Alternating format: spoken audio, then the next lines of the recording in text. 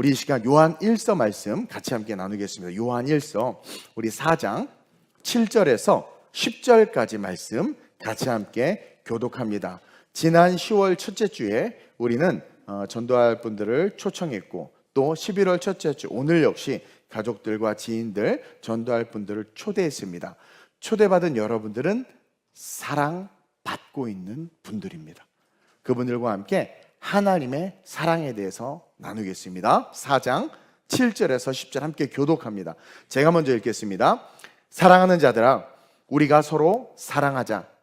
사랑은 하나님께 속한 것이니 사랑하는 자마다 하나님으로부터 나서 하나님을 알고, 사랑하지 아니하는 자는 하나님을 알지 못하나니 이는 하나님은 사랑이심이라. 하나님의 사랑이 우리에게 이렇게 나타난 바 되었으니 하나님이 자기 독생자를 세상에 보내심은 그로 말미암아 우리를 살리려 하심이라. 함께 사랑은 여기에 있으니 우리가 하나님을 사랑한 것이 아니요 하나님이 우리를 사랑하사 우리 죄를 속하기 위하여 화목제물로 그 아들을 보내셨습니다. 아멘. 오늘 설교 제목은 한번 읽어볼까요? 시작. 하나님의 사랑. 우리가 보통 교회를 다니는 분들이나 교회를 다니지 않는 분들도요, 하나님은 사랑이시다 라는 말을 한 번쯤은 들어보셨을 거예요. God is love. 들어보셨어요? 못 들어보셨어요? 들어보셨죠? 하나님은 사랑이시다. 영어로는 God is love죠. 다시 말해서 유일하신 창조주, 하나님의 속성, 그 전능하신 하나님의 속성을 한마디로 말하면 그분이 가진 모든 것이 사랑으로 귀결된다라는 거예요. 하나님이 가진 모든 것은 그 결론이 사랑으로 귀결되고 결국 하나님이 이꼴 사랑이다. 여기서 말하는 사랑은 우리가 아는 세상의 사랑, 에로스, 남녀 간의 사랑, 부모와 자녀 간의 사랑, 친구와의 우정, 이런 사랑을 말하는 거 아니에요. 괜히 아가페, 필로스니 이런 말 할 필요가 없어요. 그 모든 것을 뛰어넘는 그런 모든 개념을 포괄하고 있는 사랑이에요. 그래서 오늘 이 시간 그 하나님의 사랑의 그 본질적인 개념 3가지를 여러분들에게 좀 이야기를 하려고 합니다. 자, 첫째로 한번 읽어봅시다. 시작. 하나님의 사랑은 모든 것을 준비하시는 사랑입니다. 지금부터 말하는 사랑을 단순하게 인간이 알고 있는 인간의 지식과 역사 속에 존재하는 사랑으로 이해하면 안 됩니다. 이 사랑은 우리가 이해할 수도 깨달을 수도 없는 너무나 큰 개념이에요. 그 큰 개념, 하나님 이꼴 사랑이다라고 말하는 그 사랑을 성경 전체를 축약해서 3가지로 여러분들에게 이야기를 해드릴 겁니다. 이 사랑의 개념을 가지시고 삶을 살아가시길 주님의 이름으로 축원드려요.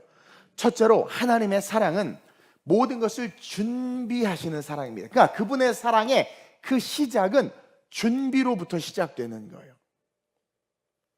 우리가 아는 모든 사랑을 포함하되 그 안에 제한된 사랑이 아니라 우리가 전혀 이해할 수 없는 하나님 뜻, 하나님이 가진 창조주, 그 하나님의 뜻 전체 흐르는 마음이 사랑이고, 하나님 그 자신이 가지신 의지가 사랑이고, 그분의 생각 그 자체가 사랑이라는 거예요. 따라서 우리가 감히 유추하거나 추론할 수 없을 정도로 그 큰 사랑, 우리는 단지 인간들이 이해하는 사랑과 또 성경에 기록된 하나님이 하신 일들을 통해 그 사랑을 어느 정도 이렇게 바라볼 뿐 정확하게 이해하는 게 쉽지 않아요.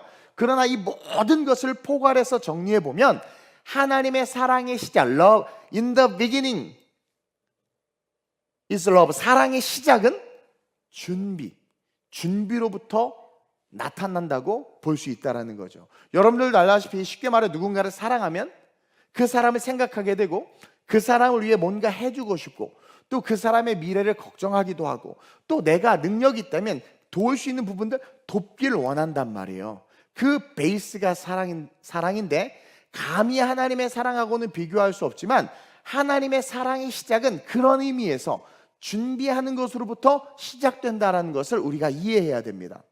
여러분, 성경에 보면 창세기 1장은 세상, 온 인류, 우주 만물을 창조하는 이야기가 나와 있습니다. 성경이 시작이면서 우주와 인류의 기원을 기록하고 있어요. 아주 정확하게 기록하고 있습니다.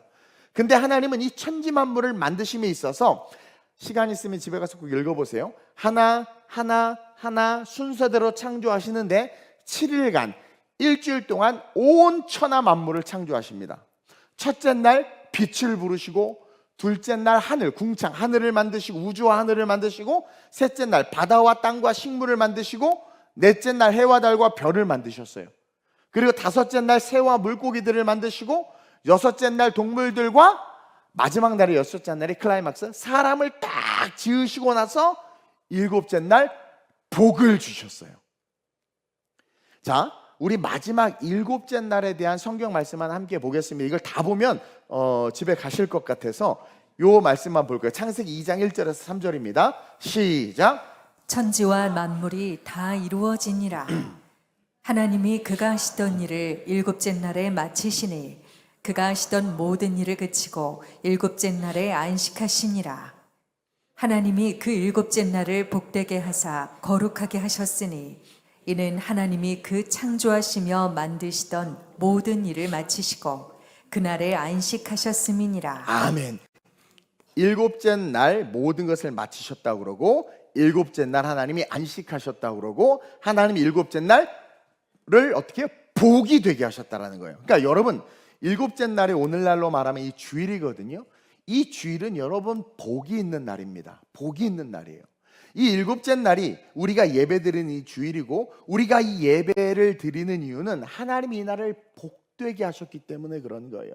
그리고 하나님께서 그날 안식하셨다는 것은 지으신 모든 것을 통해서 영광을 받으셨다라는 것인데, 이것에 의해서 우리가 마음과 뜻을 다하여 그 하나님 앞에 영광을 올려드리는 날로, 우리가 이렇게 예배하는 날로 이 거룩한 주일을 보내는 겁니다. 여튼 중요한 것은 하나님은 인간을 가장 먼저 만들지 않았어요. 내 새끼 딱 만들어 놓고 모든 것을 만든 것이 아니라, 성경을 가만히 보니까 모든 것, everything, 모든 것을 다 만드신 다음에, 다 퍼펙트하게 준비해 놓으신 다음에 마지막 날 인간을 딱 만드시고, 인간에게 필요한 모든 것을 준비해 놓은 다음 인간을 만드시고, 하나님은 어떻게 하셨어요? 그 모든 것들을 인간에게 누리게 하셨단 말입니다. 하나님은 인간이 원죄, 즉 최초의 죄를 짓고 무너질 것도 아셨어요. 그래서 우리 하나님은요, 모든 것을 만들어서 주셨지만 동시에 무너지고 쓰러질, 죄 때문에 무너지고 쓰러지고 넘어지고 자빠질 것까지 아시고, 또 미리 그 죄인들을 구원하실 준비까지도 해놓으셨어요. 창세기 3장 15절에 보면, 시작.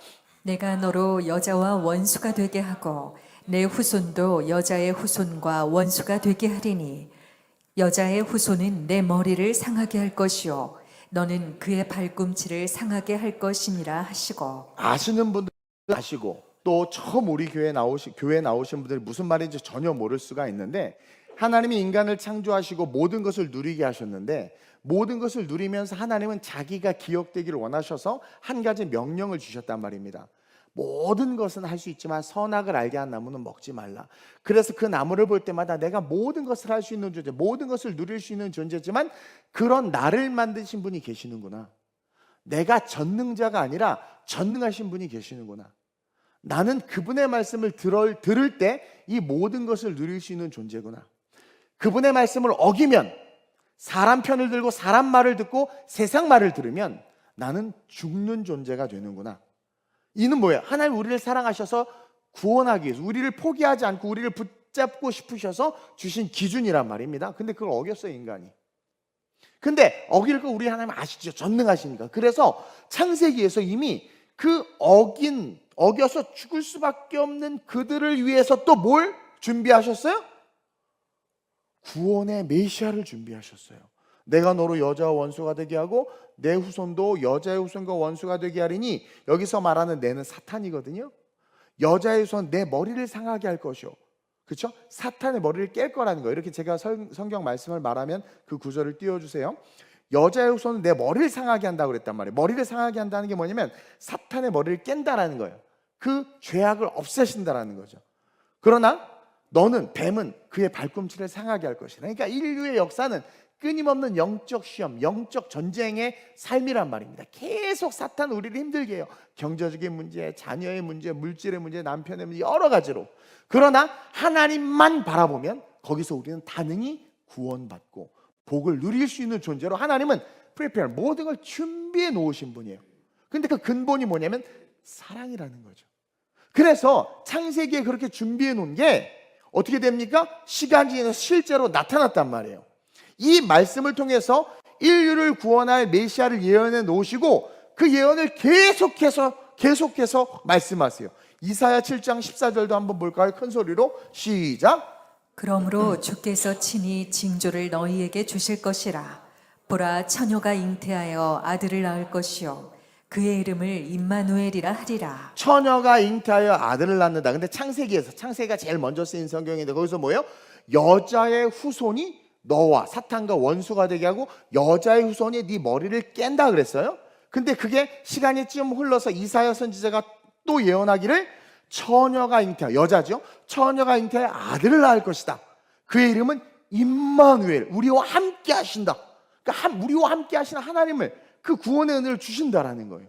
또 이어서 미가라는 예언자가 또 예언하는데 5장 2절에서 시작. 이제 조금 더 구체적으로 바뀝니다. 시작. 베들레헴 에브라다야, 너는 유다 족속 중에 작을지라도 이스라엘을 다스릴 자가 내게서 내게로 나올 것이라. 그의 근본은 상고에 영원에 있느니라. 그의 근본은 상고, 영원, 즉 천상의 세계, 그러니까 하나님으로부터 시작됐다는 거죠. 그가 이제 뭐예요? 여자의 후손이 처녀가 잉태하는데 그 처녀가 잉태된 그 여자의 후손이 어디서 태어나요? 베들레헴 에브라다야. 베들레헴이라는 가장 유대의 작은 동네에서 어디서 태어날 것까지도 예언하고 있어요. 그리고 실제로 2000 years ago, 2000년 전에 그곳에서, 이거는 역사적 사실입니다. 2000년 전에 정말 동정녀 마리아를 통해서 예수 그리스도, 준비해 주시는 하나님의 사랑의 그 준비, 그 예수님이 이 땅에 오셨단 말이에요. 누가복음 1장 30절 31절입니다. 시작. 천사가 이르되 마리아여 무서워하지 말라. 내가 하나님께 은혜를 입었느니라. 보라, 내가 잉태하여 아들을 낳으리니 그 이름을 예수라 하라. 여자의 후손 처녀가 잉태하여 베들레헴에서 아이가 난다고 했는데 이제 신약 시대에 와서 정말 천사가 마리아라는 한 여자에게 말하되 네가 은혜를 입었다. 보라, 네가 잉태하여 아들을 낳으리니. 하나님의 말씀에 쭉 준비된 말씀이 실제로 나타나고 있죠. 그의 이름을 예수라 하라. 그래서 그 예수님이 태어났단 말이에요. 이거는 역사적 사실입니다. 우리가 아는 신앙, 팔만대장경에 써있는 내용은 역사적 사실이 아니에요. 인간의 이념과 사상과 철학이지. 그러나 기록된 성경은 역사와 함께합니다. 왜냐하면 역사가 영어로 뭐예요? history. 다른 말로 말하면 his story의 합성어예요. 그분의 이야기가 역사이기 때문에 기독교는 인류의 역사와 함께하는 살아있는 신앙이란 말입니다. 그래서 그 예수님이 2000년 전에 태어났어요. 그래서 그 하나님께서 우리에게 뭘 보여주느냐? 하나님의 말씀에 순종할 때마다 그 순종을 통해서 우리를 사랑하심으로 말미암아 준비된 것들을 보여주시고 우리는 그 준비를 누릴 수 있게 되는 거예요. 그러니까 아무나 하나님이 만들어 놓은 걸 누리지 못해요. 보세요. 모든 걸 퍼펙트하게 만들어 놓고 아담과 하와에게 줬는데 그들이 하나님의 명령을 어기니까 어떻게 됩니까? 성경을 읽어보시면 알지만 그들이 하나님의 축복의 땅인 그 에덴에서 쫓겨납니다. 누구나 하나님의 이 준비된 축복을 받는 게 아니라 하나님의 말씀에 순종하고 하나님의 뜻 가운데 서 있는 자들만이 사랑이 베이스, 근간이 돼서 그 사랑으로 말미암아 창조주가 준비한 축복을 누릴 수 있는 거예요. 그래서 하나님의 말씀이 너무나도 중요하고 그 말씀에 순종할 때마다 그 순종을 통해서 하나님이 나를 얼마나 사랑하시는지를 우리는 역사 속에서 조금 더 가깝게 이야기하면 자기의 인생에서 발견하는 거예요. 저 역시도 부모님이 부도가 나고 어렵고 뭐 남동생과 둘이 살아야 되는 시절도 있었고 허리디스크로 군대에서 의가사 제대를 하고 인생 자체가 그냥 절망의 나락으로 떨어질 수밖에 없는 상황. 가진 거는 외모밖에 없었어요. 그게 뭐냐면 그나마 내가 있는 것 중에 제일 괜찮은 게 그거라는 거예요. Nothing. 아무것도 없는 그때 저에게 찾아온 예수 그리스도를 딱 붙잡는 그 순간 God will make a way where there seems to be no way. 하나님 길을 만들어 버리시고 준비된 나를 사랑하시는 그 사랑으로 말 준비된 길이 확 보이는 God will make a way 길을 만들어 버리시는 거예요. 그래서 지금 제가 어느새 지금 여기 서 있네 생각조차 못했던 어떻게 나중에 뮤지컬로 한번 설교를 해야 되겠어 내가 뮤지컬로 네. 어느새 지금 제가 여기 서 있는 거예요. 이렇게 제가 여기 서 있는 거예요. 대학 시절에 저는 가난했어요. 친구들이 해외여행을 간다고 하길래 너무 가고 싶어서 저도 열심히 돈을 하여튼 알바하면서 모았어. 그래서 애들하고 같이 해외여행을 처음 갔어요. 애들은 돈이 많아가지고 영국과 스위스와 유럽을 다 도는데 전 돈이 없어서 영국만 갔다 오는 걸로 짧게. 그때 제 멘토였던 우리 그 강도사님이 영국 에딘버러로 유학을 가가지고 그분을 뵙는다는 거룩한 명목을 두고 갔다 왔단 말이에요. 근데 여권에 도장이 꽝 찍히는데 너무 좋은 거야. 그래서 기도했어요. 하나님 이 여권에 하나님 도장이 가득 찍히게 해달라고. 그때는 이게 선교나 뭐나 그런 개념도 전혀 없고 저는 그때 IT 쪽으로 컴퓨터 쪽으로 난 돈 벌 생각만 하고 있었기 때문에 그냥 그렇게 읊조린 나의 기도까지도 들으셔서 제가 이번에 그 출애굽 신사보다 그 사람 한참 찾아. 도장 찍을 데가 없어서 계속 찾아. 막 겹쳐서 찍어. 나의 작은 읊조림까지도 들으시고 사랑하는 아들 동원아 내가 너를 위해서 이렇게 준비해놨어. 네가 이것을 누릴 수 있는 것은 어느 날 내가 너에게 찾아갔을 때 네가 마음 문을 열고 나를 받아들였기 때문에 내가 너를 계속 사랑하고 있었는데 너는 나를 부인하고 모르고 있었지. 아내가 그렇게 전도를 하고 자식들이 그렇게 전도를 하고 주변에서 교회 가자고 했는데 너 문 닫고 있었지. 근데 어느 날 네가 열었잖아. 난 그 연 것에 너무 감동해서 여러 문이 열려져서 교회 나오고 예수 믿는 그 순간 나를 사랑하신 그 하나님의 사랑으로 준비된 모든 것이 쫙 보이는 거예요. 앞이 없던 길이 없던 내 삶에 홍해가 눈앞에 펼쳐지고 여리고성이 펼쳐진 그 내 인생 속에 홍해가 갈라지고 여리고성이 무너지는 God will make a way 하나님의 의지를 가지고 나를 사랑하셔서 내 인생의 길을 여시기 위해서 준비해 놓은 그 축복을 보게 되는 거란 말입니다. 하나님의 말씀에 순종할 때마다 그 순종은 나를 사랑하시는 하나님을 발견하는 은혜가 되고 그 발견이 뭐냐면 나를 위해서 준비해 놓은 것을 보게 되는 거예요.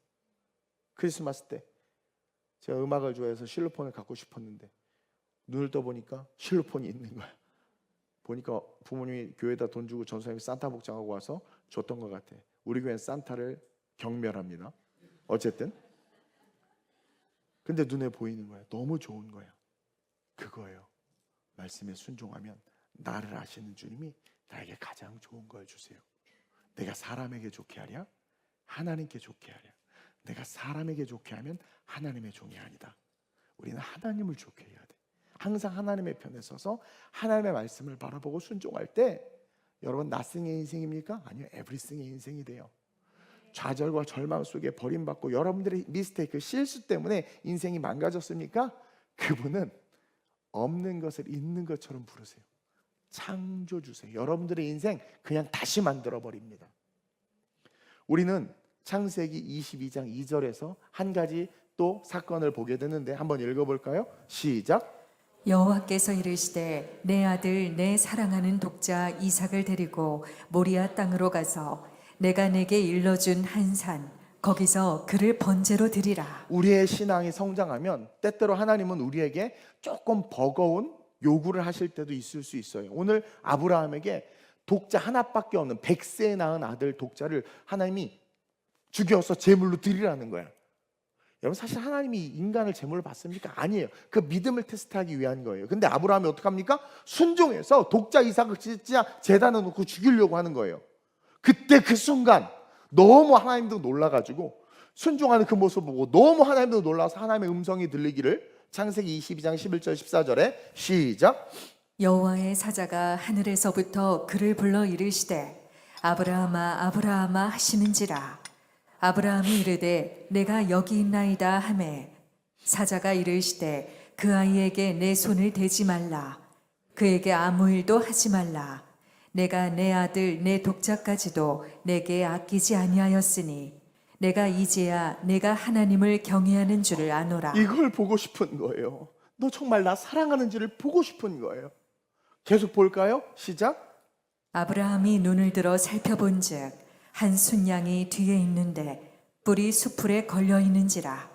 아브라함이 가서 그 순양을 가져다가 아들을 대신하여 번제로 드렸더라. 아브라함이 그 땅 이름을 여호와 이레라 하였으므로 오늘날까지 사람들이 이르기를 여호와의 산에서 준비되리라 하더라. 순종이 여호와의 산이라는 뜻이에요. 순종해서 여호와의 산에 올라갔잖아요. 여호와의 산은 순종이라는 뜻입니다. 순종만 하면 뭐라고 되어 있어요? 마지막에 준비되리라. 순종만 하면 준비되리라. 독자 이삭을 바치려고 했는데 순종해서 정말 순종했는데 세상에 그 산꼭대기에 수풀에 어떻게 양이 있습니까? 양 없어요. 근데 양이 거기 준비되어 있어요. 아니 그 소리가 양 소리가 안 들렸고 안 보였겠습니까? 여러분 산꼭대기에 무슨 광야에 여러분 가보시면 알겠지만 있어봐야 요만한 나무들하고 굴러다니는 건축더미밖에 없는 그곳에 큰 산, 뭐 우리나라처럼 이런 산림이 수목이 우거진 그런 산 아니에요. 돌산이 아무것도 없어요. 사방 둘러보면 다 보입니다. 양 없었다니까. 근데 순종하는 그 순간 안 보였던 양이 눈에 보이는 겁니다. 준비되리라. 아, 여호와의 산에만 올라가면 되는구나. 순종만 하면 하나님이 나를 위해서 프리패를 준비된 모든 것들을 보게 되는구나, 누리게 되는구나, 갖게 되는구나. 이것을 성경에서 뭐라고 말하냐면 여호와 이레. 이레라는 게 준비하시다. 다시 말하면 하나님은 이레, 준비하시는 분이다 라는 뜻이라는 거예요. 그래서 하나님의 뜻을 따르는 자들에게 하나님은 항상 준비해 주시는 사랑을 베풀어 주세요. 인생이 망해도 괜찮아요. 절망 속에 있어도 괜찮습니다. 알코올 중독도 괜찮아요. 여러분들이 하나님의 뜻에 순종하고 마음의 빗장의 문을 여는 순간 여러분들을 위해서 준비된 것을 보게 될 거예요. 오늘 본문 7절 한번 볼까요? 시작. 사랑하는 자들아 우리가 서로 사랑하자. 사랑은 하나님께 속한 것이니 사랑하는 자마다 하나님으로부터 나서 하나님을 알고. 여러분 사랑은 누구에게 속한 거래요? 하나님께 속한 것이. 사람이 하는 사랑은요, 그 사람의 형편, 상황이 바뀌면 사랑도 바뀌어요. 그 사람의 마음, 태도가 바뀌면 사랑 바뀌어요. 그렇게 좋은 사이도 기분 나쁜 말 한마디 했다고 감정 틀어져 보세요. 모든 거 바뀌어버려요. 그래서 구원까지도 잃어버리잖아요. 이게 인간의 연약함입니다. 여러분 사랑은 하나님 거예요. 우리는 사랑할 수 없어요. 사랑은 하나님 거예요. 그래서 중요한 건 하나님을 사랑해야 돼요. 제발 사람이나 인간 사랑하지 마세요. 거기서부터 절망과 저주가 오는 겁니다. 하나님을 사랑해야 됩니다. 사랑은 하나님의 겁니다. 그래서 우리가 하나님을 사랑하면 하나님으로부터 낳은 자가 되는 거예요. 하나님께 되는 거예요. 그럼 어떻게 됩니까? 내 새끼야. 다시 말하면 하나님의 자녀예요. 눈이 딱 떠지면서 준비된 모든 것들을 보게 되는 거예요. 꿈을 꾸면 이루고 구하면 받고 손을 대면 복이 임하는 겁니다. 여러분 준비하시는 하나님의 그 사랑, 하나님의 사랑은 준비하시는 것이다. 이것은 믿음, 순종, 그분을 바라보고 그분을 받아들이는 순간 내 삶에 펼쳐지는 축복이라는 것을 꼭 기억하시길 주님의 이름으로 축원드립니다. 둘째로 그 성경 전체를 정리해서 하나님은 사랑인데 그 사랑을 정의하면 시작. 하나님의 사랑은 대신 값을 치러주시는 사랑입니다. 하나님의 사랑은 준비하시는 사랑이면서 동시에 하나님의 사랑은 대신 값을 치러주시는 사랑이에요. 여러분 중에 자기 자녀가 죄를 짓거나 어떤 대가를 치러야 하는 일이 생긴다면 여러분 어떻게 하시겠습니까? 요즘은 하도 세상이 이상해져서 내 새끼가 죄값 치러야죠. 그러지만 그렇죠? 우리 김양규 권사님 시대만 해도 우리 애들은 죄가 없어요. 날 가두세요. 막 그러면서 막 경찰서에 지가 들어가려고 그러고 그렇죠? 내가 어떻게 해서든 갚을 테니까 용서해 주세요 해서 몸종으로 그 집에 가서 그냥 가정주부로 평생 살다 죽어요. 그렇죠? 자식을 위해서 아마 정상적인 부모라면 사랑하는 자식을 위해서 대신 그 대가를 치러주려고 할 거예요. 이 역시 하나님으로부터 나온 작은 사랑의 그림자예요. 하나님으로부터 우리가 창조됐기 때문에 우리의 내면에 박힌 하나님의 사랑의 아주 작은 파편, 내 새끼 내가 지키고자 하는 마음, 내 새끼를 위해서 기꺼이 내가 희생하고자 하는 마음, 근데 요즘은 부모님들이 늙어도 자녀에게 돈 안 준대. 왜냐면 은퇴하고 쓸 돈이 너무 많이 필요해가지고, 야 이제 네가 벌어서 살아라. 옛날에는 돈 주고 나면 부모들 버림받잖아요. 막 요즘에 참 지혜로워지신 것 같아요. 할렐루야. 뭐 어쨌든 하나님으로부터 작게 보여지는 그 그림자. 근데 하나님 생각해 보세요. 사랑 그 자체이신 분인데 우리를 위해서 대신 그 값을 치르시지 않겠습니까? 오늘 본문 9절 볼까요? 이런 말씀이 있어요. 시작. 하나님의 사랑이 우리에게 이렇게 나타난 바 되었으니 이렇게 나타났다고 그래요. 계속. 하나님이 자기의 독생자를 세상에 보내심은 그로 말미암아 우리를 살리려 하심이라. 연역적 표현인데 이렇게라는 표현을 뒤에 풀었었죠. 이렇게 나타났는데 어떻게? 자기 독생자를 세상에 보내심으로, 죄값을 대신 치르심으로 우리를 이렇게 사랑하신다. 즉 하나님의 사랑은 대신 값을 치러주시는 사랑이다. 여러분, 하반절에서 자기 독생자를 세상에 보내셨다. 이게 또 어려운 내용인데 하나님 스스로가 온 거예요. 하나님은 세 분이면서 한 분이거든요. 그 하나님은 자기 스스로가 우리를 살리고자 값을 치러주셨어요. 아까도 이야기했듯이 하나님이 인간을 처음 만드시고 그들에게 딱 한 가지만 명령하셨어요. 모든 것을 다 만들어 놓고 다 주시면서, 야 너네들이 진짜 이걸 다 누리려면, 이게 진짜 너의 것이 되기 위해선 절대로 이 명령 한 가지, 이거 지켜야 돼. 이거 부탁인데 꼭 이거 지켜줘. 그게 뭐냐면 창세기 2장 16절 17절입니다. 시작. 여호와 하나님이 그 사람에게 명하여 이르시되 동산 각종 나무의 열매는 내가 임의로 먹되 선악을 알게 하는 나무의 열매는 먹지 말라. 내가 먹는 날에는 반드시 죽으리라 하시니라. 선악을 알게 하는 나무의 열매는 먹지 말라. 제발 그것만 먹지 마. 니네들이 선악의 주체가 되려고 하지 마. 니네들이 선악의 주체가 되니까 서로 싸우는 거 아닙니까? 우리 요번에 그 어떤 중고등부 아이가 목사님이 별로 도덕과 윤리는 중요하지 않다고 그랬어요. 아니에요. 도덕과 윤리를 중요하지 않다고 말한 게 아니라 도덕과 윤리가 하나님의 교회와 말씀과 기독교를 판단하거나 정죄할 수 없다라는 거지. 어쨌든 네가 선악의 주관자가 되면, 그러니까 판단하고 정죄하는 거 아닙니까? 그리고 여러분 보세요. 누가 누군가의 편을 들면 그것이 옳은 것 같지만 아니에요. 자기의 선악이 발동하고 있는 거예요. 하나님의 뜻은 저리 가라야 저리 가라. 난 이 사람이 좋으니까 무조건 이 사람 편이라는 거예요. 그게 선악과를 먹은 인간의 죄성이란 말입니다. 그러니까 결국 죽는 인생이 되는 거예요. 그래서 하나님은 내가 준비한 모든 것을 누리기 위해선 너는 선악을 판별할 생각하지 마. 그냥 말씀에 순종하면 준비된 모든 것들이 네 거야. 근데요, 어길 걸 아셨죠. 전능하시니까. 근데 어긴 그들을 위해서조차 하나님은 준비하셨단 말이에요.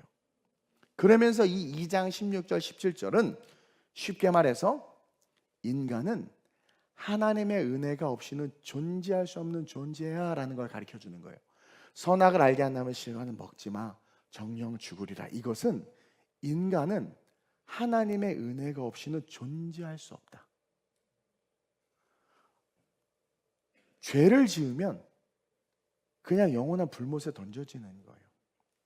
다시 말하면 모든 것을 할 수 있는 자유가 있지만 할 수 없는 그 한 가지를 통해서 내가 이렇게 은혜를 받았구나, 그분이 나에게 이런 은혜를 주셨구나를 알 수 있는 거예요.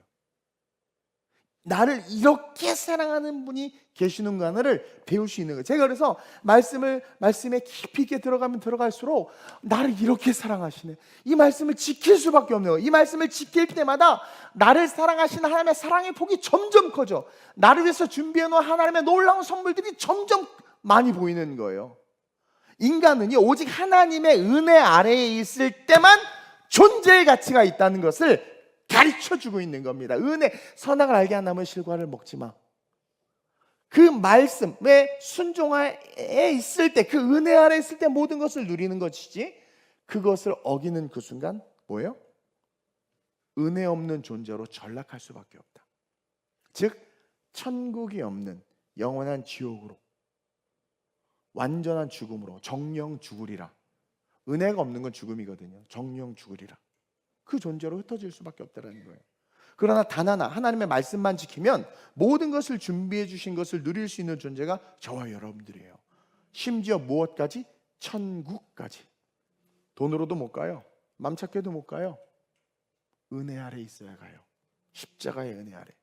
근데 그들은, 아담과 하와는 자기의 자유의지, 여러분들의 자유의지를 가지고 술 마셔도 괜찮다, 도박해도 괜찮다, 자유의지를 가지고 주일 성수 빼먹어도 괜찮다, 자유의지를 가지고 여러분들의 선호도에 따라 사람 좋아하고, 자유의지를 가지고 여러분들이 하는 모든 것들, 성경과 비교해 보셨어요? 얼마나 많은 선악과를 따먹고 계십니까? 여러분 보세요. 이 자유의지를 가지고 그 말씀을 어기고 선악과를 따먹은 아담과 하와로 말미암아 생긴 게 원죄, 오리지널 신. 이 지구가 만들어지고 나서 최초의 죄라는 거예요. 원죄. 그 최초의 죄를 짓게 되고, 이 최초의 죄는 여러분, 자녀를 낳으면 자녀가 여러분들을 닮았어요, 안 닮았어요? 물론 외모는 안 닮았어. 엄마가 하도 뜯어 고쳐서요. 근데요, 자는 거 보면 꼭 지 엄마 지 아빠야. 승질 부르는 거 보면 꼭 나 같아. 이번에 갔더니 나 엄마 외모는 안 닮았는데 성격은 엄마야. 애가 그러더라고. 꼭 그렇게 닮아. 그쵸? 아, 그 이상하잖아. 기도해. 안 닮게 해주세요. 딱. 나는 우리요, 누구라고 말하지만 리틀 마루를 볼 때마다 너무 닮았어. 수술 안 했거든, 거기는. 보세요. 이게요. 아, 했나 얘네가? 아, 보세요. 근데 어쨌든 중요한 건 자녀를 낳으면 자녀가 부모의 모습뿐만 아니라 여러분 성격, 특징, 자는 것까지 똑같아. 손 올리고 자는, 아빠가 손 올리고 애도 손 올리고 잔대. 똑같아. 더 놀라운 건 저는요, 뭐죠? 뇌졸중, 뇌경색도 유전이라는 말을 듣고 깜짝 놀랐어요. 여러분, 집안에 의사가 그러죠. 누구 어른 부모님 중이나 누구 암 있으세요? 왜요? 했더니 그럼 유전이 있다라는 거지. 놀랍지 않아요? 그러면서 이런 유전적 질병까지도 이어받는 것처럼 원죄 역시 이어진다라는 거예요. 태초의 인류인 아담과 하와의 그 불순종의 원죄는 그 아담과 하와가 낳고 해서 저와 여러분들이 온 것 아닙니까? 여기서 저와 여러분들 어떤 분들 그래요? 색깔이 다른데요. 여러분, 우리 안에 있는 이 멜라닌 색소가요, 이게 계속해서 세대에서 세대를 거치면 색깔이 변해요. 그래서 계속해서 몇백 년 동안 애를 낳다면 여러분들의 삶에도 흰 둥이도 태어나고 검은 둥이도 태어난대, 과학적으로. 보세요. 그렇게 그 죄가 원죄 역시 이어지면서 우리는 영원히 죽을 수밖에 없는 존재로 태어나는 거예요. 아니, 내가 뇌졸중 걸리고 싶고, 내가 위암이 걸리고 싶고, 내가 대장암이 걸리고 싶고, 내가 폐암이 걸리고 싶나요? 보니까 그 DNA가 나한테 있었던 거야. 그것처럼 원죄 내가 짓고 싶어서 졌어요. 근데 원죄가 나에게 있는, 그래서 우리는 하나님의 십자가의 은혜 없이는 그냥 다 지옥 가는 존재란 말이에요. 그런데 그런 존재들을 위해서, 죽어 마땅한 존재들을 위해서 대신 값을 치러주신다. 자기 자신을, 독생자를 우리 위해서 대신 죽이신다. 여러분, 이 신의 죽음으로 인간의 죄를 용서하시고 구원하신다. 여러분, 이것은 어메이징, 엄청난 사랑인 거예요. 엄청난 사랑인 거예요. 우리의 모습을 보세요. 정말 작은 것 하나 용서하지 못하잖아요. 여러분, 옆 사람 잠깐 보세요. 너무 오래 보면 부담스러워. 얼마나 그냥 좋을 땐 좋지만 나쁠 땐 얼마나 나빠요. 그렇죠? 그리고 정치 보세요. 내가 좋아하는 편, 그 사람이 아무리 악한 짓을 해도 내가 좋아하는 편은 무조건 옳다라는 거, 이거 여러분 악의 끝판왕입니다.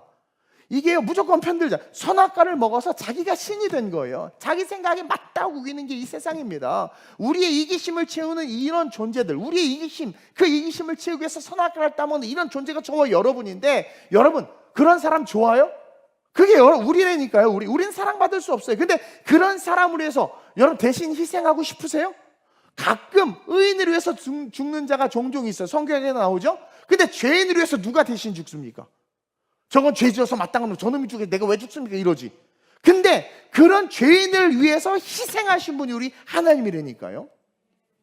심지어 예수 그리스도 독생자를 못 박아 죽인 자들까지도 예수님이 주여 저들이 한 짓을 알지 못하나이다, 저들을 용서하옵소서. 어떻게 이럴 수 있냔 말이에요. 자기를 죽이는 자들에게까지도. 우리 하나님은 우리가 회개만 하면 용서하실 수 있도록 그 죄에 대한 값을 미리 치러버리신 분이에요. 그게 사랑이에요. 무슨 I love you, you love me 이거 아니란 말이에요.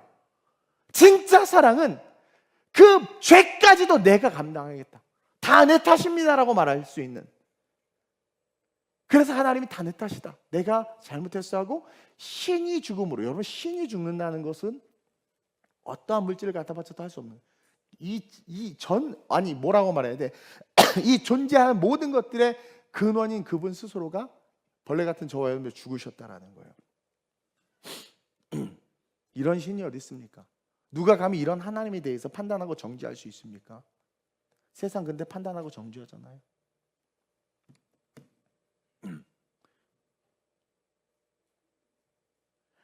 여러분, 하나님의 사랑, 저는 하나님을 사랑합니다, 하나님 사랑을 알아요, 그러면서 죄를 지으면서 하나님 봐주세요, 이런 말 어떻게 합니까? 그 사랑을 아는 자들이. 교회가 어려워서 연약한 부분이 보여, 아우 하나님, 아우 죄 시켜요, 전 싫어, 이런 말 어떻게 할 수 있어요? 하나님 나에게 보여주셨는데 그 영역을.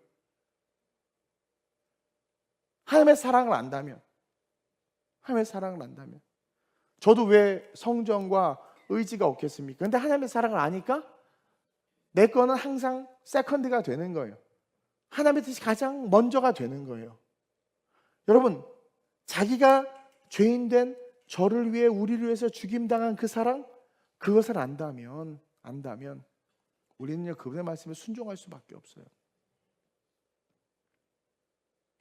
우리의 예배는요 바로 그 죄값을 대신 치러주신 하나님을 찬양하는 거고, 교회가 존재하는 건 그 나의 모든 죄값을 대신하신 하나님을 높이고 기억하고 영광 올려드리기 위해서 있는 거예요. 세상은 교회를 욕하지만 그것은 표면적이고, 선악과를 먹은 인간이 인간의 도덕과 윤리의 관점에서 교회를 정죄하지만, 여러분 이 교회 안에 있는 본질은 하나님이 우리를 위해서 죽으셨다, 우리를 살리기 위해서 그 사랑 때문에 모였고, 그 사랑을 찬양하고 그 사랑을 전하는 것이 이 교회의 본질이라는 거예요. 우리의 희생과 헌신,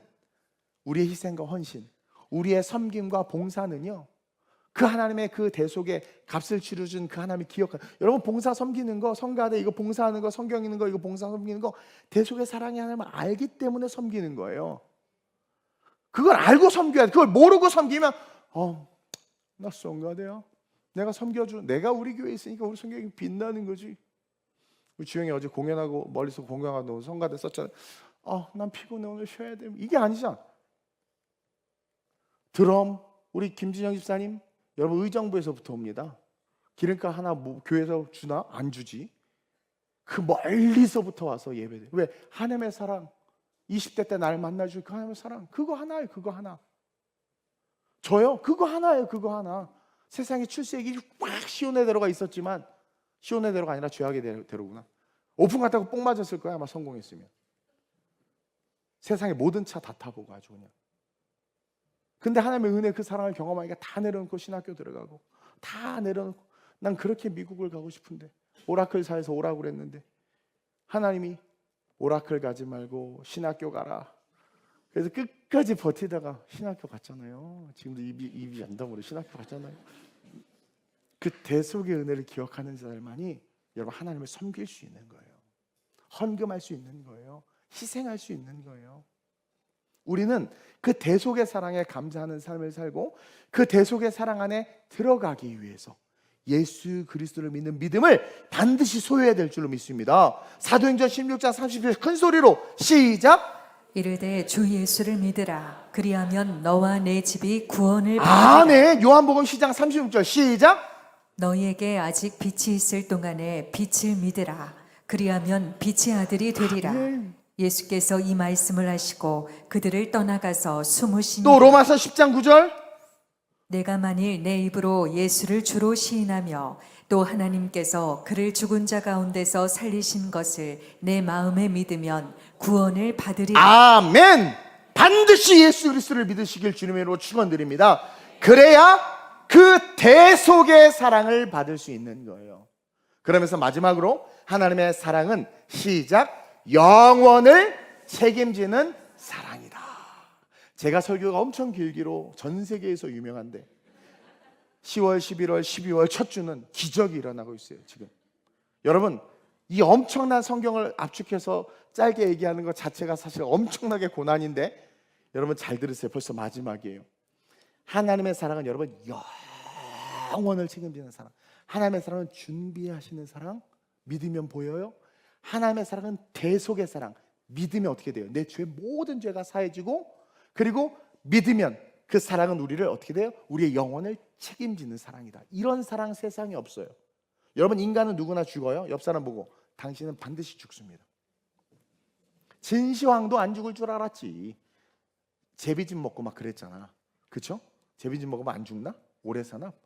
영생불사 뭐 하면서 막 별 정신 나갔어. 다 죽어요. 히브리서 9장 27절에 뭐라고 되어 있습니까? 시작. 한 번 죽는 것은 사람에게 정해진 것이요 그 후에는 심판이 있으리니 6,000년, 7,000년 인류의 역사 속에서 안 죽고 지금까지 살아있는 사람 어디 있어? 다 죽어요. 다 죽어.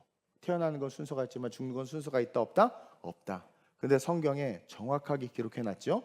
죽는데, 죽은 건 정해져 있는데 그 위에 뭐가 있대요? 심판. 여러분, 이 심판이라는 단어에 주목하시길 바랍니다. 우리는 분명히 알아야 돼요. 사람이 죽으면 심판이 있다는 건 뭐냐면 죽으면 끝이 아니다라는 얘기예요. 끝이 아니다. 반드시 심판을 받게 돼요.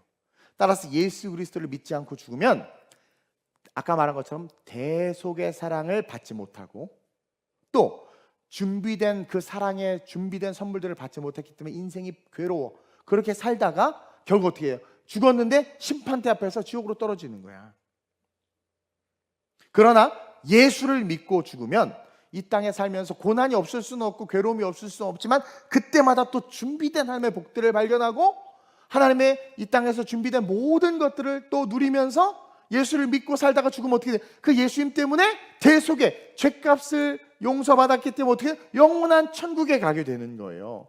그래서 여러분, 예수를 믿고 죽으면 우리는 심판이 없습니다. 예수를 믿지 않고 죽은 자들만 심판을 받고, 믿고 죽은 자들은 심판이 없어. 왜? 값을 치렀잖아. 죄값을. 심판받을 이유가 없는 거예요. 그냥 바로 천국에 들어가요. 그래서 사도 바울이 예수 믿는 자들의 죽음에 대해서 이렇게 증언하고 있는 겁니다. 데살로니가 4장 13절 17절이에요 큰 소리를 끝까지 한 번에 시작.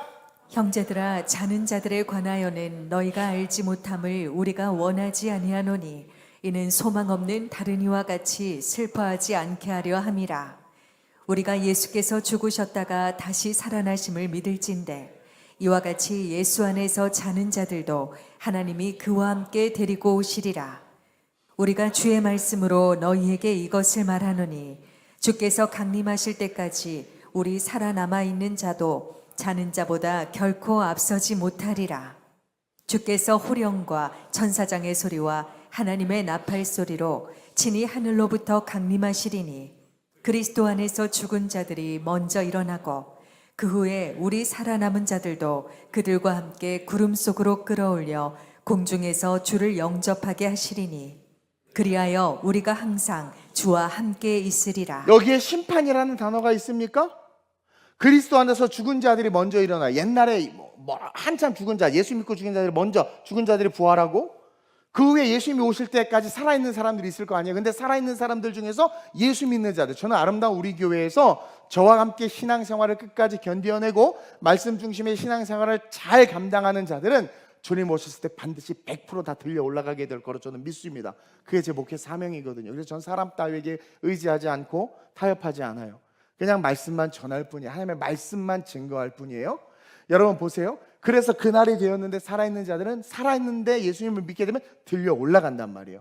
근데 보세요. 그 후에 우리 살아남은 자들도 그들과 함께 구름 속으로 끌어올려. 먼저 죽은 자들이 쫙 올라가고, 여기에 끌어올려라는 말이에요. 끌휴, 들거. 그래서 그게 휴거라는 말이에요. 한자로. 휴거라는 말은 성경에 없는데 이 끌어올려를 한자로 번역해서 휴거, 끌 거에 휴에 끌 거. 그래서 끌어올리, 이게 확 하늘에서 우리를 잡아 당겨. 그러니까 예수님이 지상 재림하실 때, 공중 재림하실 때 자연스럽게 예수 믿는 자들은 그냥 자석에 끌리듯 끌려 올라가는 거예요. 이걸 휴거라고 그래요. 그러면서 공중에서 주를 영접하게 하리니 그리야 우리가 항상 주와 함께 있대. 심판이 있어요, 없어요? 없어요. 믿고 죽은 자들은 대속의 사랑을 받았기 때문에, 죄값을 치르신 사랑을 받았기 때문에 그냥 주님 바로 만나는 거예요. 따라서 하나님의 사랑의 결론은 영원한 천국에 있구나. 아, 하나님 왜 이렇게 애를 쓰셨나 봤더니 하나님이 시작이 하나님, 끝도 하나님의 나라가 되게 하기 위해서, 우리를 영원한 천국에 이르게 하기 위해서 하나님은 준비하시고 그 믿는 자들에게 구원을 주기 위해서 대속의 값을 치러 놓으시고 그리고 재림을 통해서 우리를 천국에 들어가게 하시는 거예요. 이게 하나님의 사랑이구나. 성경 66권은 그 얘기예요. 그 얘기. 그러면서 천국은 여러분 실제합니다. 그리고 우리가 그곳에 오기를 하나님이 간절히 원하시는 거예요. 하나님 간절히 원하시는 거예요.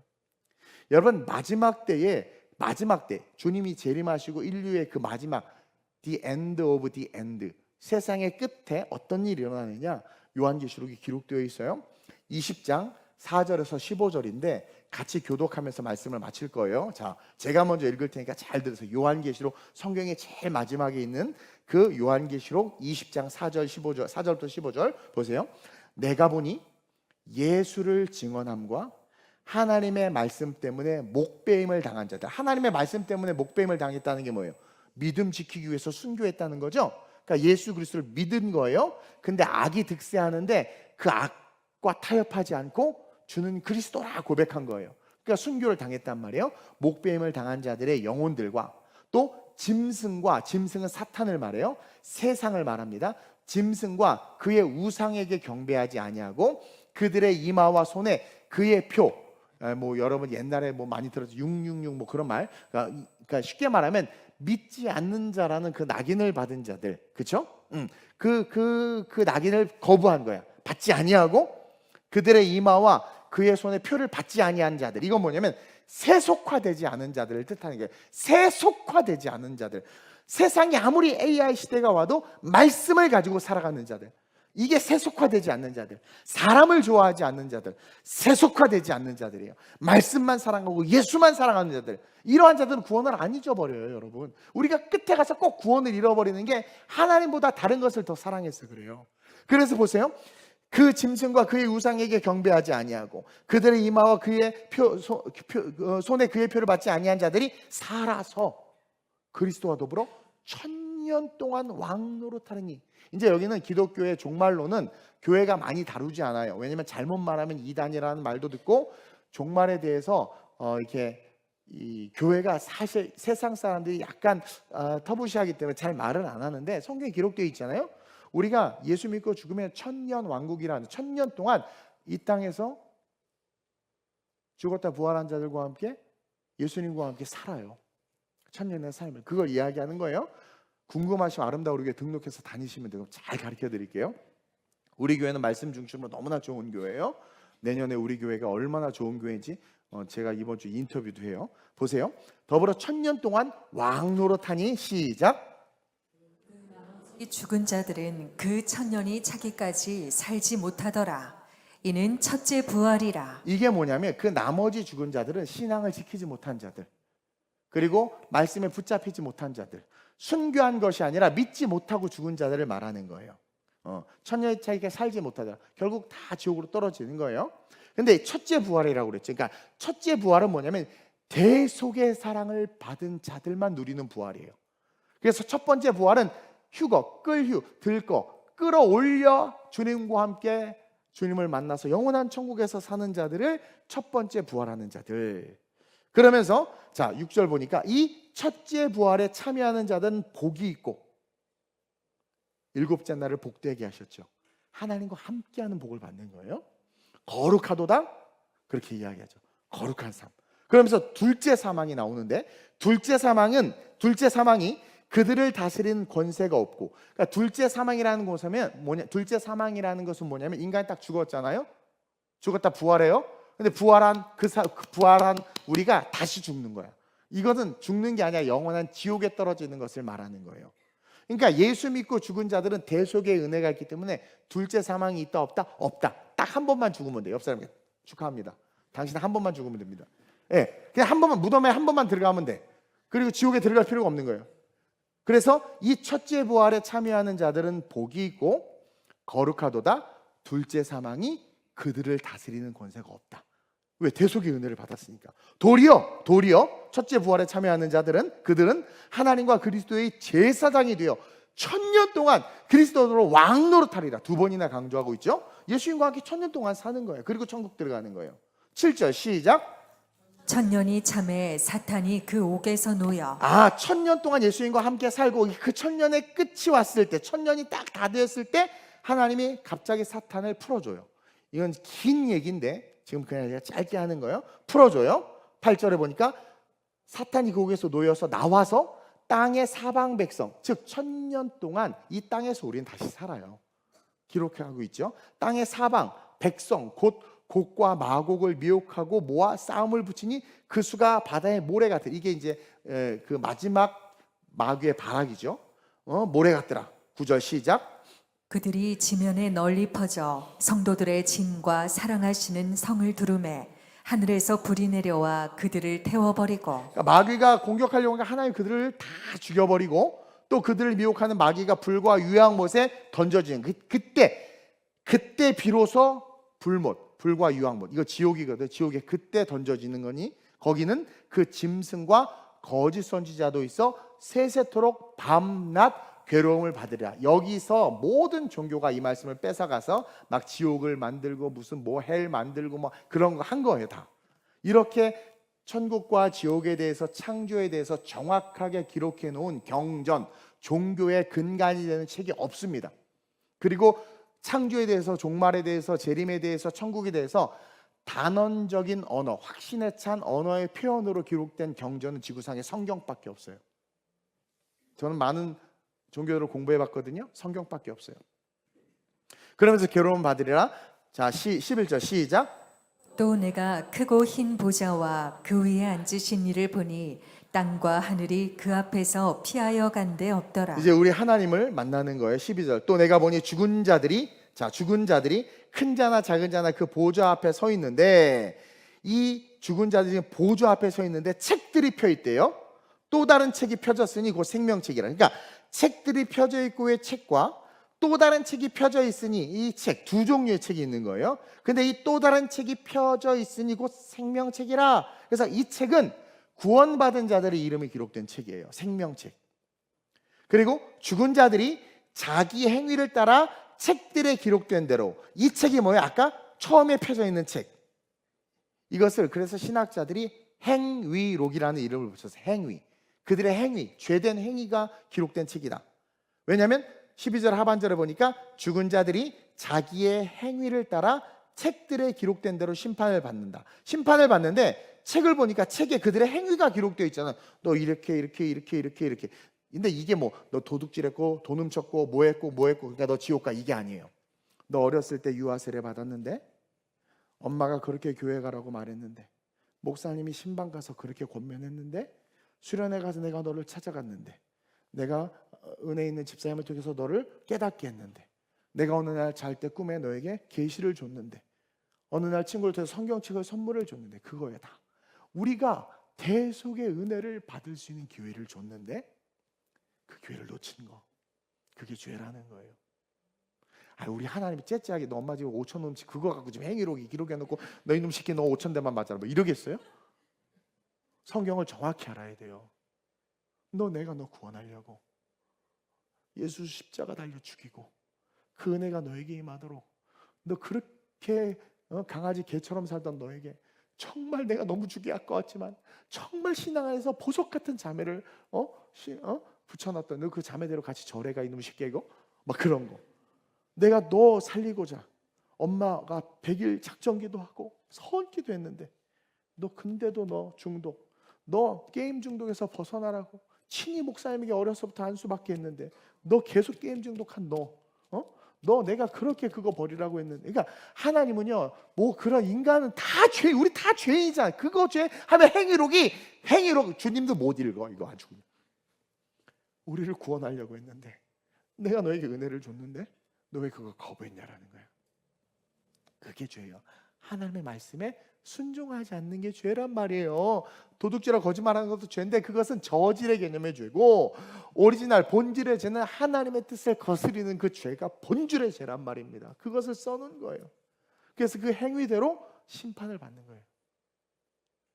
그러면서 13절 제가 쭉 읽을게요. 그냥 13절 보니까 바다가 그 가운데서 죽은 자들을 내주고 또 사망과 음부도 그 가운데서 죽은 자들을 내주며 각 사람이 사람의 행위대로 심판을 받고. 그러니까 첫 번째 부활은 구원받기 위해서 부활합니다. 그리고 두 번째 부활되는 사람은 심판받기 위해서 부활되는 거예요. 예수 믿지 않고 죽은 자들. 그래서 다 다 부활하는데 바다에서도 나오고 사망과 음부에서 막 죽은 자들을 내주며 각 사람의 행위대로 심판을 받고 14절에 사망과 음부까지도. 이건 다른 말로 말하면 음부, 그렇죠? 어쨌든 사망과 음부까지도 지금 신학적으로 깊어지니까 불못에 던져지니까 완전히 모든 게 천국과 지옥으로 다 사라지는 거야. 사망이라는 그 대명사가 가진 그 모든 것, 음부라는, 즉 이게 좀 어려운 내용인데 어쨌든 예수 믿지 않고 죽은 자들이 주님이 재림할 때까지 있는 곳이에요. 그 음부조차 어떤 장소의 개념인데 그것까지 다 불못에 던져지는 거예요. 이제 완전히 이 온 세상은 천국과 지옥으로 딱 나눠지는 거예요. 불못에 던져지, 불못이 지옥이에요. 던져지니 이것이 둘째 사망 곧 불못이라. 둘째 사망은 누구만 경험해요? 예수 믿지 않고 죽은 자. 그러면서 15절은 큰 소리를 같이 읽어야 됩니다. 시작. 누구든지 생명책에 기록되지 못한 자는 불못에 던져지다. 여러분 이거는 피할 수 없어요. 기록된 하나님의 말씀이기 때문에 생명책에 기록되지 못한 자는 다 불못에 던져져요. 그래서 제가 그렇게 말씀 중심으로 목회하고 그렇게 여러분들을 가르치는 거예요. 제발 말씀 중심으로 살아야 돼요. 여러분 생명책에 기록된다는 것은 예수 그리스도를 구주로 온전히 영접하고 말씀을 지켜 행하려고. 그 자존심 그거 못 버리나? 인간적인 거 못 버려요? 하나님의 말씀만 붙잡고 가면 여호와 이래 준비해놓은 하나님의 그 놀라운 사랑을 보게 되고 대속의 은혜, 구원. 여러분 우린 죄를 못 이겨요. 침례받았다고 죄 안 짓나? 죄 져요. 근데 문제는 뭐냐면 침례받고 예수를 구주로 영접하면 우리는 세상 사람이 할 수 없는 회개라는 능력을 갖게 된단 말이에요. 회개는 예수 믿는 자들만이 할 수 있어요.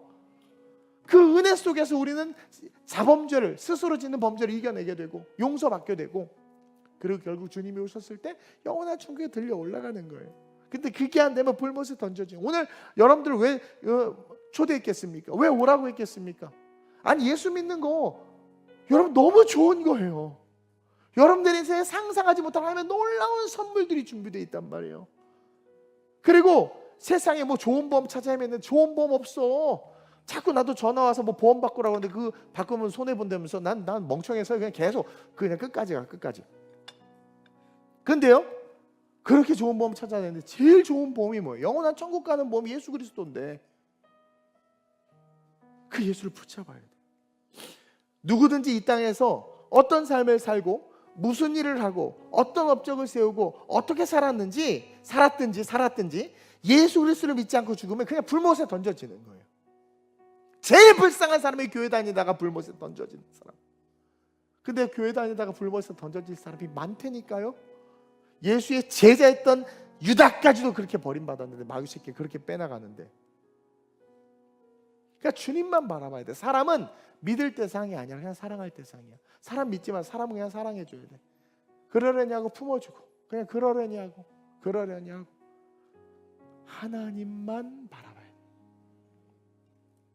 따라서 하나님의 사랑의 결론은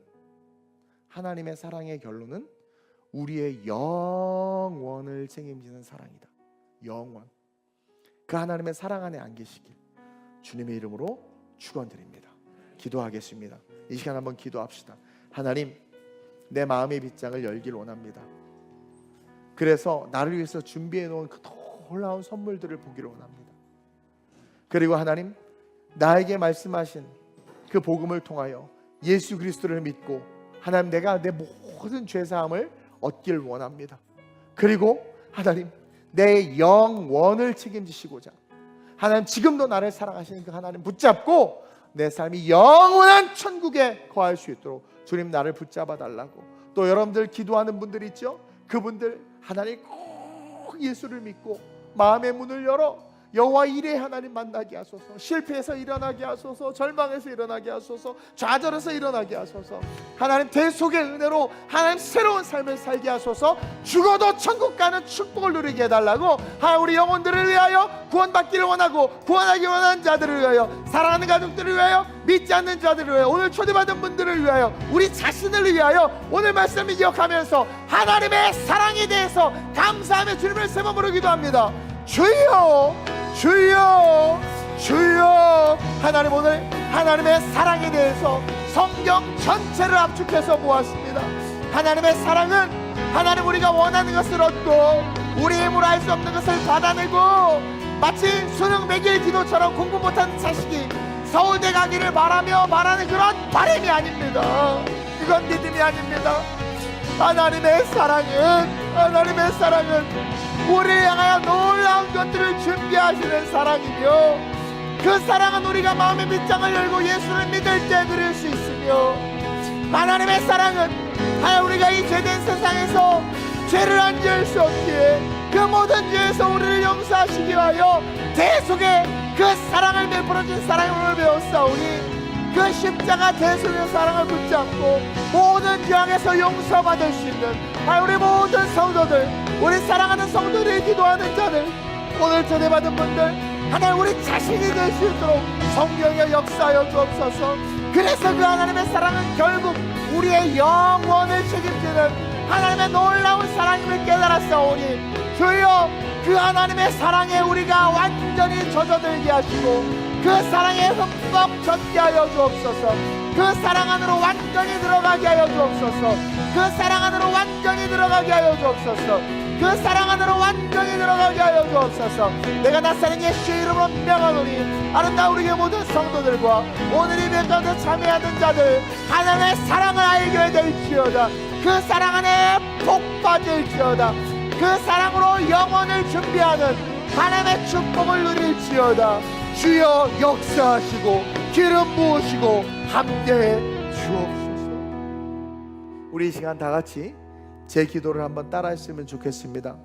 우리 오른손을 가슴에 얹고 조금 어색해도 또 우리 기존 성도들 역시 마찬가지로 새로운 마음으로 제 기도를 따라 했으면 좋겠습니다. 하나님 감사합니다. 오늘 하나님의 사랑에 대해서 배웠습니다. 나를 위해서 준비하시는 사랑, 나의 모든 죄를 대속해 주시는 사랑, 내 영원을 책임지는 사랑, 그 사랑 안에 거하기를 원합니다. 날 불쌍히 여겨 주옵소서. 하나님 나를 끌어 주옵소서. 강하게 당신의 사랑 안에 거하게 하여 주옵소서. 나의 모든 죄를 회개합니다. 용서하여 주옵소서. 하나님은 나의 아버지십니다. 예수님은 나의 구세주이십니다. 이제 성령과 함께 살겠습니다. 영원한 구원 주심에 감사합니다. 저 역시 주님을 사랑하며 주님을 위해서 살겠습니다. 불쌍한 저를 붙잡아 주옵소서. 감사함을 드리며 예수님의 이름으로 기도드립니다. 아멘. 우리 주님께 한번 영광의 박수 올려드리겠습니다. 아멘.